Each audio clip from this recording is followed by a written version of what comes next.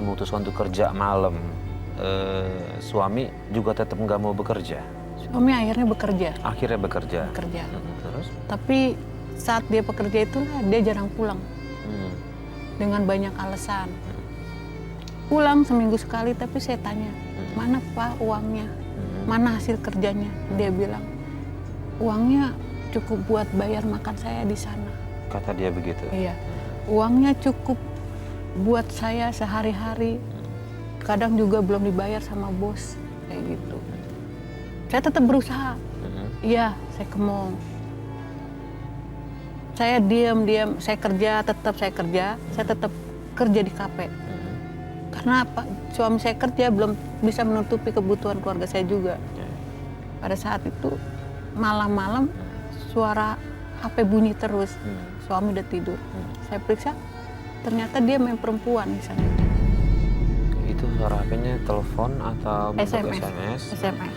Ada isinya bahasanya ya, kurang bilang, baik? Mas, enggak. Mas, kapan kesini lagi kayak gitu kan. Aku kangen nih, gini kan. Banyak deh. Saya sakit kan pada saat itu. Kok ternyata saya banting tulang, rela kerja malam buat mereka, tapi sampai menjual diri segala, ya Allah. Gitu. Mbak En, saya dengar kabar katanya dengan suami selingkuh seperti itu, Mbak En katanya sampai sempat mau bunuh suami ya? Iya. Itu gimana ceritanya? Mergokin kah atau gara-gara yang tadi ngelihat handphone itu? Saya kalau semua SMS nggak percaya ya. Saat itu anak saya lagi persami, saya telepon. Kok jam 1 belum pulang? Saya telepon, Mas, ada di mana? Nggak taunya yang ngomong cewek. Saya bilang, suami kamu ada di rumah saya, kamu itu digituin. Kamu tuh sampah, suami aja nggak bisa diurusin. Sampai dia pulang ke rumah saya. Akhirnya pas saya dapat kesempatan, sehari kemudian saya cari rumahnya, saya pergokin, mereka ada di sana. Tapi yang sangat sakit di dada saya tuh, suami saya malah bela perempuan itu. Dia bilang, ini loh cewek saya sekarang, dia berhijab, dia tuh sholat. Kalau kamu apa, semua kerjanya cuma jual diri, kayak gitu doang. Padahal tuh saya melakukan itu semua buat keluarga saya. Na'udzubillah.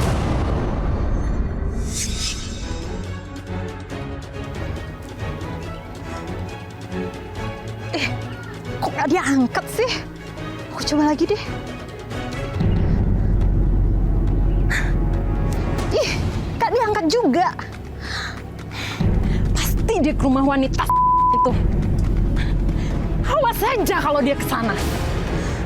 Awas, samperin ke sana. Buahnya enak. Ini? Bagus banget sih sayang. Kamu baik banget sih kan. Istri yang galak. Iya. Ini dulu. Makasih ya. Sayang. Mas! Apa yang kamu lakukan?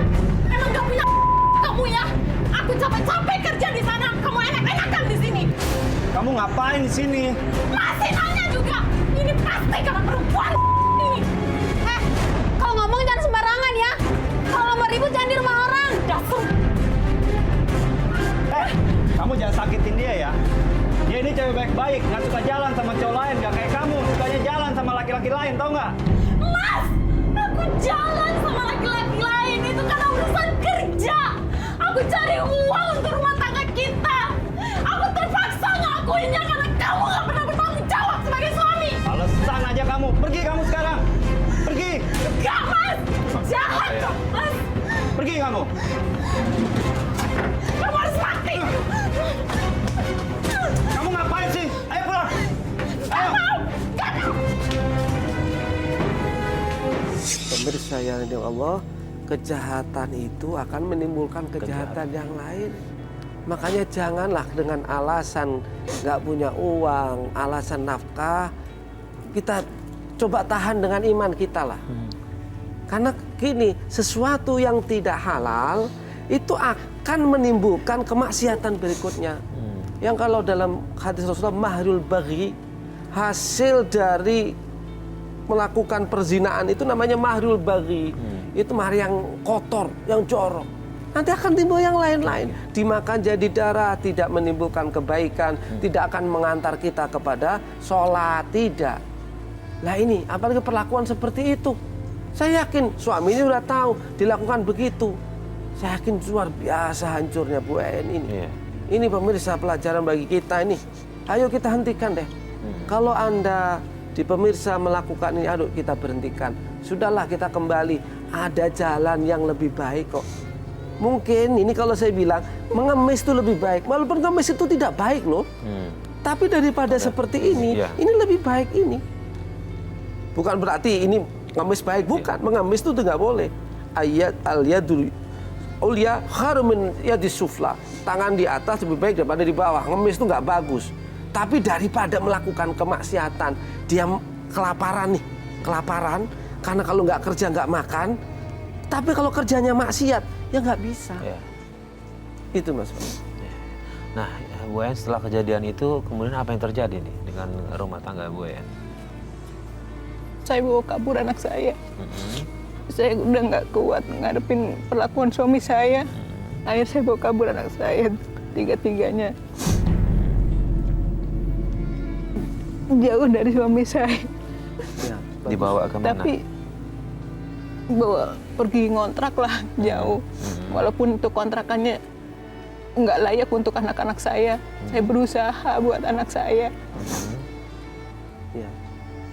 Ya, alhamdulillah ya Mas Farid, Bu En. Artinya ada upaya.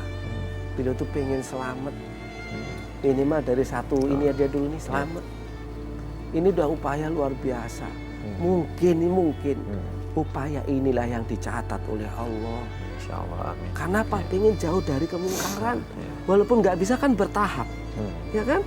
Dia pindah dulu deh, walaupun ngontrak, ya kan? Ini upaya yang masya Allah. Mungkin karena ada upaya ini Allah mulai ngasih petunjuk, sudah mulai gelisah. Ini nggak bener loh, ini nggak nyaman loh, ini nggak halal loh, ini nggak baik. Ini ada nih, kan kita pernah sering mendengarkan ada sebuah hadis, ada orang karena sudah melakukan kemungkaran, membunuh 99 orang hanya karena pengen bertobat. Dia datengin orang minta petunjuk. Petunjuk nih, bagaimana saya sudah melakukan kemungkaran kayak begini. Kata orang itu, wah kamu susah diampunin. Dibunuh sekaligus. Pas genap 100 nih. Agak menemukan, dia nemu sampai akhirnya dia berjalan, belum sampai tujuannya mencari tempat taubat, di tengah jalan ini sudah dicabut nyawanya oleh Allah, oleh malaikat berebut, malaikat azab sama malaikat rahmat. Akhirnya apa kata Allah, ini masuk, kata malaikat yang satu, ini masuk neraka karena banyak dosanya, belum sempat beramal, belum sempat sholat, belum sempat ibadah. Kata enggak, dia sudah niat tobat. Niat tobatnya itu yang nasuha, menghapus seluruh dosanya, makanya akan masuknya malaikat rahmat karena tobatnya. Ya ini bagus nih, Bu En sudah mulai ngontrak, susah biak. Tetapi ini upaya yang luar biasa. Insya Allah akan dapat petunjuk dari Allah SWT. Kemudian Bu En nggak ada kontak sama sekali sama suami setelah pergi dari rumah? Nggak ada. Nggak ada sama sekali? Nggak ada. Saya berusaha sendiri sampai akhirnya saya ketemu laki-laki yang mau tanggung jawab sama anak saya. Saya menikah. Menikah lagi tanpa bilang sama orang tua saya, sama suami saya. Oke. Berarti tapi nggak ada kejelasan hukum nih, sudah bercerai sama suami yang pertama? Belum bercerai. Belum bercerai? Belum bercerai. Ya Allah, ini Ustadz nih di masa agama gimana nih Pak Ustadz? Ini Masya Allah. Pemirsa yang dirahmati oleh Allah, kalau ada begini hentikan. Orang menikah itu statusnya harus jelas. Tidak boleh istri orang. Haram. Bagaimana belum bercerai sudah menikah lagi? Kemarahan, emosi, kita nggak boleh kita lakukan untuk kemaksiatan berikutnya.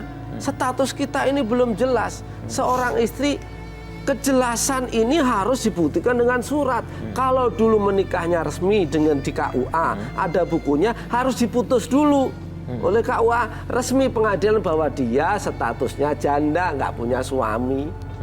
Kan begitu. Nah ini kalau menikah lagi hukumnya rusak. Begitu. Ini pelajaran kita pemirsa. Ayo kalau ada tetangga kita, ada tetangga atau saudara atau yang sekitar kita ada begitu, kita ingetin deh, kita jangan dulu, di stop dulu, diselesaikan dulu statusnya. Iya. Seperti itu. Iya. Jangan sampai ada kemungkaran berikutnya nih. Nah, status sama suami yang kedua masih ini?